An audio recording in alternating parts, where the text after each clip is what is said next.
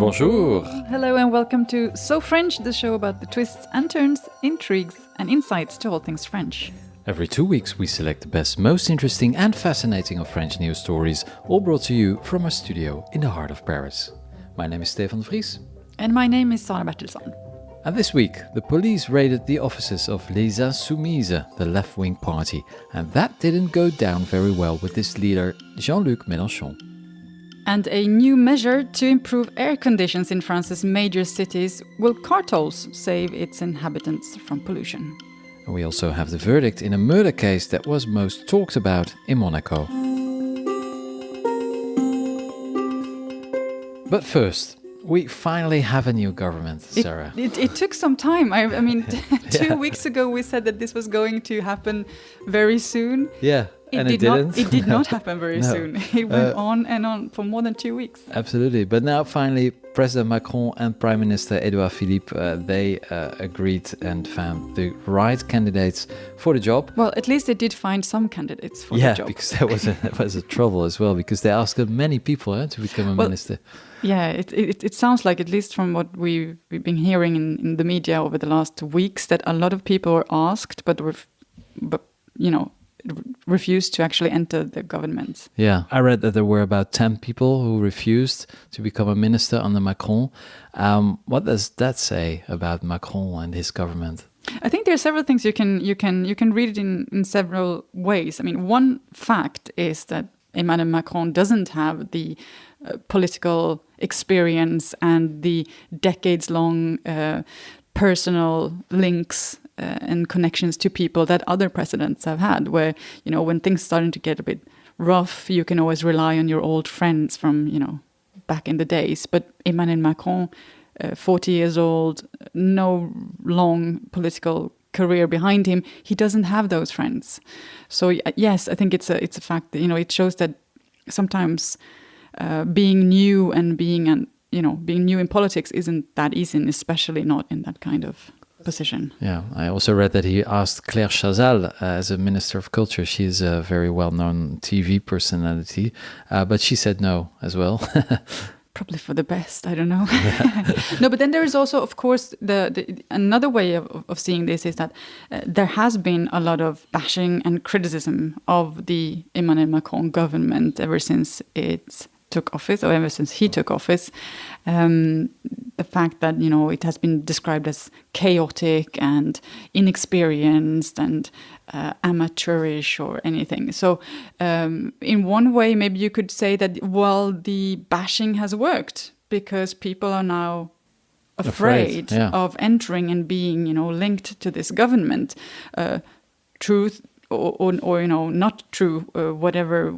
Since we're not in government, we can't really know and can't really say what is happening inside. But it's for sure that the image of the presidency has taken a big toll, not only over these last couple of weeks, but even before, and that has made people and politicians a bit afraid of entering this machine. Yeah, exactly. Yeah. Now there are a couple of new people. Some of the old ministers left. Some of them were replaced by people who were already in the government. Let's have a look at a couple of the new members of the third government already of Edouard Philippe. First of all, the new interior minister. Now, Gérard Collomb, he resigned 2 weeks ago. We talked about that. A very loyal supporter of Macron, also the mayor of Lyon. He left completely, not in a very chic way. Just sent a text message or something like that. Not very gallant, indeed. So it took a while to replace him because, of course, the interior minister is very important, probably the most important minister after the prime minister. Who is he? Well, it's Christophe Castaner, and for those who remember, we actually did talk about Christophe Castaner as a possible replacement. We did say... so it shows that we know what we're talking about, right? I also said that many say that he is too inexperienced. Okay.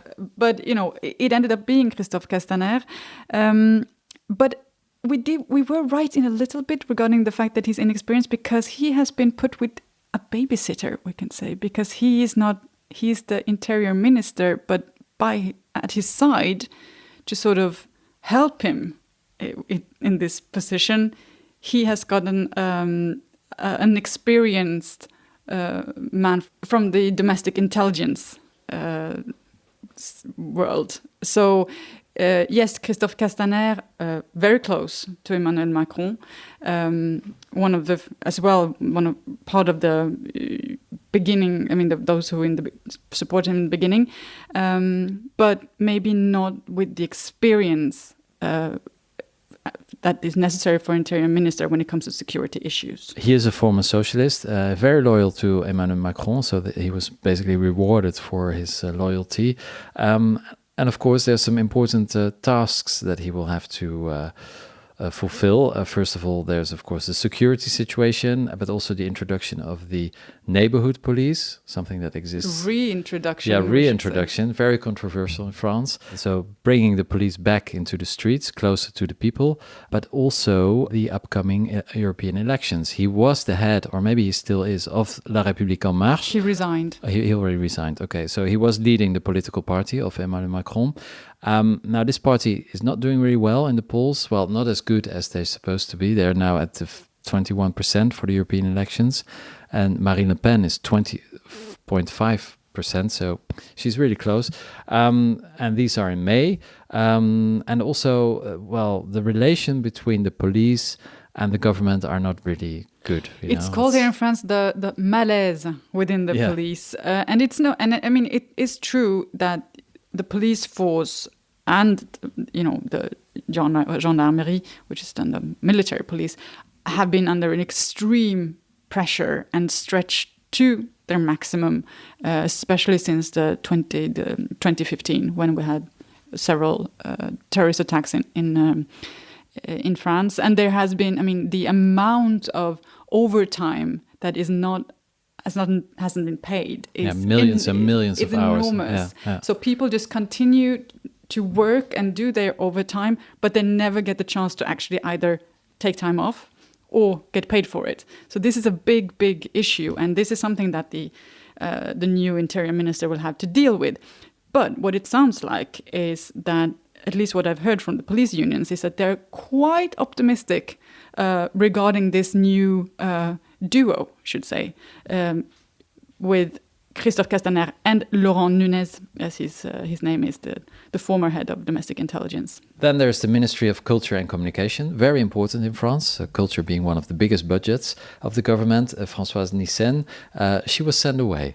Well, yes, but she's involved in this scandal regarding undeclared work in her old workplace. So it sort of became a bit of a media circus around her, and I think, it got not possible to continue in that way. Yeah, and apparently she was not a good manager at the Ministry of Culture. There are a lot of big egos at the ministry, apparently. Probably not a very easy ministry to deal with very either. pretentious as well. For her, to her defense. So the new minister is Franck Riester. He's a right-winger. He's a former member of the UMP, so the party of Sarkozy, now called Les Républicains. That he formed his own little branch of. Yeah. We should say after the elections, he actually created this Agir party or wing, which is a party of the Republicans, of the Conservative Party, that wanted to work then more closely with the government, with Emmanuel Macron. Yeah, and closely linked also to Alain Juppé, the former prime minister. And he was also the first French MP in 2011 who came out as gay. Now, then there is a lot of talk about Emmanuelle Wargon. Not only for her name, no, which is rhymes a on bit something to talk about it. Exactly. She's 46 years old. She's been appointed junior environment minister, but it's more her previous job that is causing, not a scandal, but people are talking about. She was the head of public affairs of the big French dairy group Danone. So why is this a problem, Sarah? Well, if we just roll back the tape a little bit and remember what happened just a little bit more than a month ago when the old environment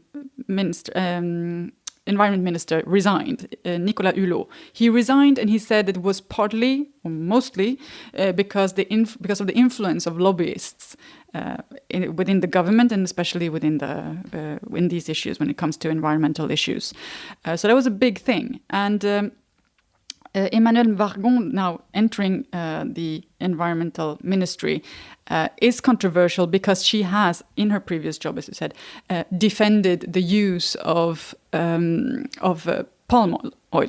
This, as we know, a very controversial product that is used everywhere, but is also leading to deforestation in many countries and part of the big global environmental issues. You can never do good, eh? If you have no experience, then you're not good. If you have experience, but the fact is, I think we need to be a little bit more measured when we look at Emmanuelle Vargon. She worked 3 years for Danone. That is true. Danone is not a lobbying firm. It's a private company that is, as you said, a dairy company. She did not defend palm oil generally. She defended it very particularly in the use for baby formula.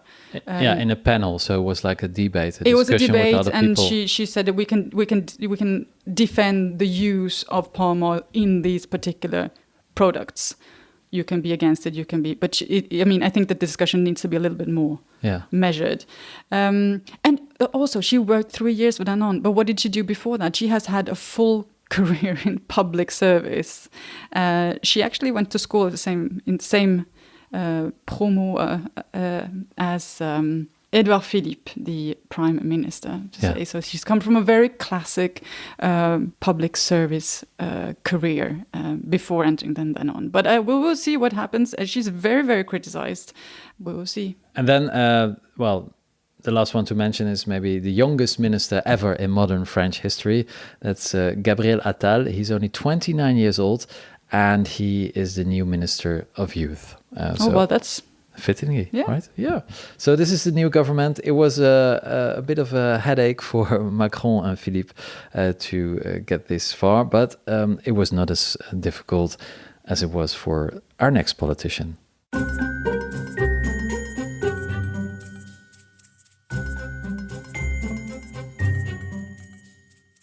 Now, so we said it's been a rough week for French politics. It's been a physically tough one for some. Especially for Jean Luc Mélenchon.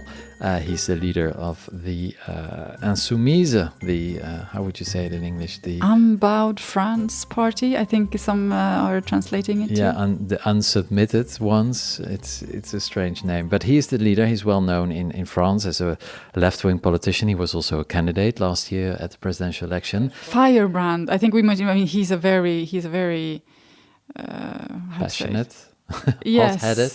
Explosive. I don't know, charismatic if you like that kind of big activism. Mouth. He has a big mouth. He's always complaining at journalists but this week French prosecutors announced that they were investigating him and they raided his home and also the party headquarters, and that led to a really explosive confrontation. Let's have a listen. La République, c'est moi! C'est moi qui suis parlementaire! Poussez-vous de là, ouvrez-moi cette porte! Elle craque. Allez, on va voir qui va avoir le dernier mot ici. So that's Jean Luc Mélenchon saying, "I am the Republic." Do not touch me, I am the Republic. And this was, these raids, so they went on almost for full days, but different places. And they led to some quite tough interaction between then police and supporters of Jean-Luc Mélenchon, and as we could hear, and even MPs him, and himself. Well, and himself. And we all know this because everything was broadcast live on Facebook. Exactly. He was filming everything and making sure that it went straight out on the internet. These raids actually go back. They go back to two different stories. One is an investigation into the funding of his campaign up to the 2017 presidential election, where there is some questioning about money haven't been used as it has to, according to very strict laws. The other investigation is into one that actually started with the far right at the EU in Brussels, where political parties got money from the EU for work, for the parliamentarian work in the EU.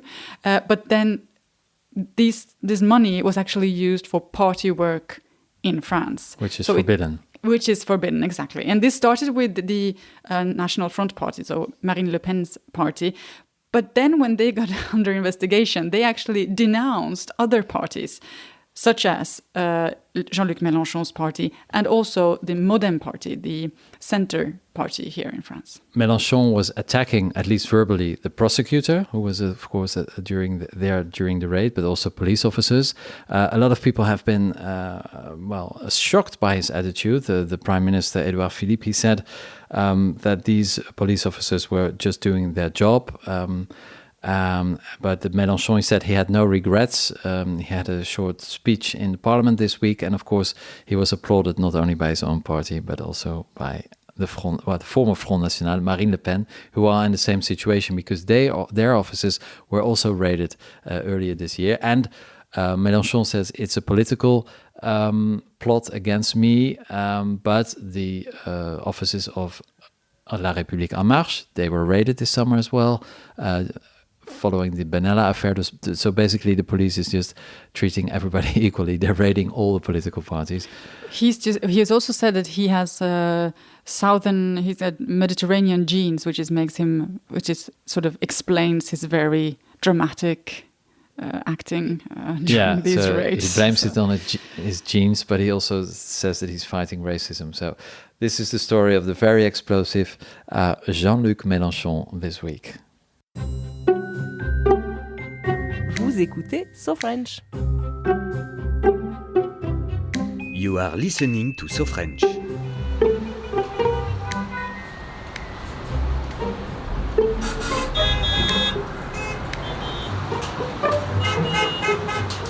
The population in the big cities like Paris and Lyon, Marseille, they're all suffering from pollution.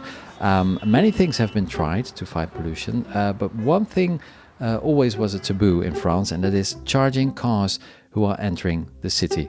Now, this may change. Yes. Well, it's a new suggestion at least. Well, it was always allowed for cities to have trial periods, but it could only last for about 3 years, I think, which is a bit short to make a proper estimation of the impact of it. But a new proposition then would allow cities to start using these congestion taxes or car tolls or whatever you want to call them.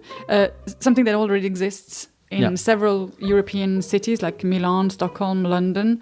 What do you think, Stefan? Is this something that is likely to work in France? Well, it could work, although the problem, of course, in Paris is that all the jobs are in Paris and a lot of people live in the suburbs. So critics say that it will punish people living in the suburbs because they are the one who will have to pay.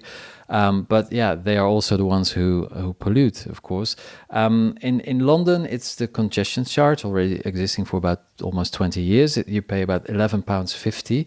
What happens there is that traffic did decrease a little bit, but now with the economic growth the last couple of years, it just has increased again.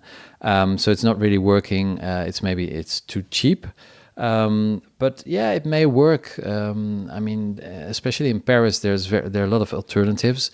Very good public transportation. If you live close in close suburbs, you can take the bicycle. Well, and the thing is, this kind of measure also has to come with other measures, of course. Yeah. You have to have parkings outside of the city. So for people who come from very far can actually leave their cars outside of the city center, which is very important. And that is one of the major issues today because they don't really exist. Or they only exist, for example, if you are parking, if you go every day. But if you go twice a week or something, it's more difficult to have a parking contract in those big parkings. So that is, of course, something that has to come with it. Stockholm has this kind of tolls or taxes since I would say more than 10 years at least. And does it work? Well, it has worked in the sense that it stopped the increase of traffic. It's still, it grows a little bit, but they say that this increase actually goes with the increase of the number of inhabitants. Yeah. But the major explosion of traffic has been stopped. But one of the major issues of these systems is the cost, because I know that in Sweden, for example, in Stockholm, the cost for the setting up all these toll stations and everything, it got 4 times more expensive than it was planned for to be in the beginning. So actually, you put in place something where you say that, well, the money that we get from this will go into investment of other things or infrastructure, etc. But actually, it ends up being a very, very, very expensive thing. But did the air become cleaner, or is it hard to define? I think it's hard to measure because it also comes at the same time as other things, other main routes have been opened around Stockholm, which some say then actually boosts traffic even more because it's even easier to come to Stockholm and around. So I mean, if you build more roads and better roads, you actually get more traffic as well. So it's always very, very complicated to measure these kinds of things. They say in some parts there is less traffic jams, other parts there are more traffic jams today. But one thing I think you can say for sure, as living in Paris, something has to be done. Absolutely. Is these kind of tolls the solution? I don't think so. I think it maybe could be a part of a big package of many solutions. Yeah, absolutely. But at least, the city of Paris has been asking for this for a very long time. So it's very likely that we will see a congestion charge in Paris as well. They're now talking about €5 a day. So that's not a lot of money. But it's a beginning. And like you said, it's just a small part of what should become a bigger package to fight pollution in the big cities.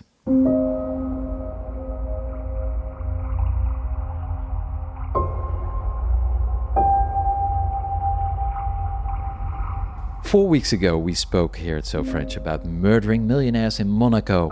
And that was the story of the 77-year-old Hélène Pastor, Monaco's richest woman. She was killed in 2014 in a mafia-style hit. A couple of suspects were arrested, and after a court case that lasted almost the entire month, the French judges reached a verdict this week. Well, Sarah, I know you're really fascinated by the story. I am now able to, take a breath and, leave. It's been 5 weeks of very intense media coverage of this trial. Yes, up until the very end, this case actually was turned on its head several times. As we spoke about this case a couple of weeks ago, we talked about the fact that the main suspect in this case is then Hélène Pastor's son-in-law, Wojciech Javinowski. He had, during interrogation in 2014, actually admitted to the crime, but he then withdrew his testimony and was denying having any implication in this murder up until the very end. And I said the very end because what happened during the last day of this, or the day before the last day of this trial, is that he completely changed his story and had his lawyer, a very famous French lawyer, I must say, read out his confession of having, ordered this killing by using his personal trainer as a middle hand, and then, several hitmen then to actually commit the murder. A tearful confession. Well, he was crying, the lawyer was speaking, everybody was taken aback. Very dramatic. Very, very dramatic. But I think at the end of the day, a very big relief for everyone involved, because he was convicted to life in prison. Why did he kill the Hélène Pastor? This is all a question of money. Well, he was trying to say that he did it only for because the mother-in-law was terrorizing his poor wife, but. As the prosecutors pretty well managed to prove, I think, during this trial, is that it was all about the money. He had some pretty bad business deals behind him, and he also knew that since he wasn't married to his partner, who was then the daughter of Hélène Pastor, if she would pass away for some reason, and she was ill, she had a cancer. He would lose everything. He would lose the monthly payouts that his mother-in-law gave them. So he was trying to sort of change destiny, I guess, in one way. But so he was, as I said, convicted to life in prison, and several of his accomplices were convicted to decades in prison as well. And it was not only Hélène Pastor who was killed, but also her driver. Yes, Right. should not So forget this that. is the fascinating story, and this is the end. Life Well, I think we imprisonment. think this is the end. Yes, years of investigation and waiting for this trial that maybe finally can be left behind.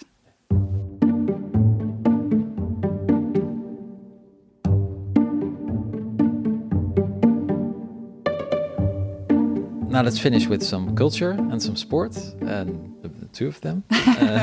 Kylian Mbappé. He was in the news this week in a positive way. Well, he's always in the news in a positive way. Well, until now, he's always been in the news for a positive way. I mean, he's France's French football's poster boy, and I think France's, big new positive hero. I would say. Absolutely, yeah. Kylian Mbappé. He's on the cover of Time magazine this week as a next generation leader. Beautiful photo, black and white photo.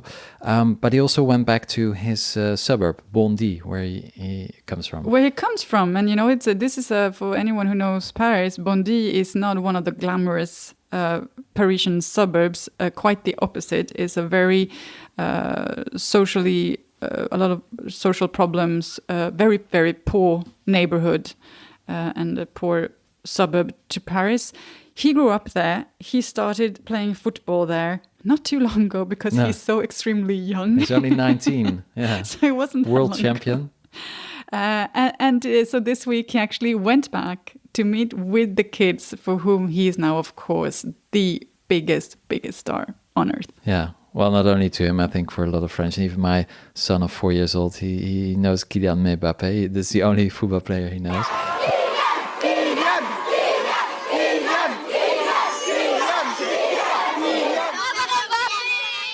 The biggest event in the town's history, said Bondy's mayor when, as Kylian Mbappé was meeting with his fans.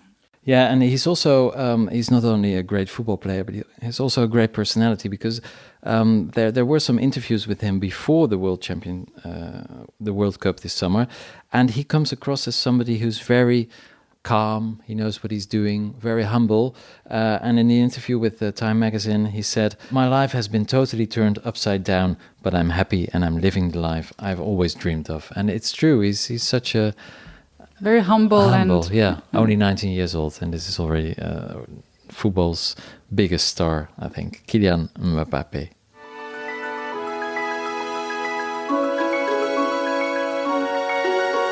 Well, that wraps up this edition of So French. We hope you have enjoyed it. Please follow us on Twitter @SoFrenchNews, and you can listen to us on iTunes, Spotify, Stitcher, and from this week on, even on YouTube. This list just gets longer and longer. And longer, yeah. And don't forget to rate us on iTunes, and please leave a review.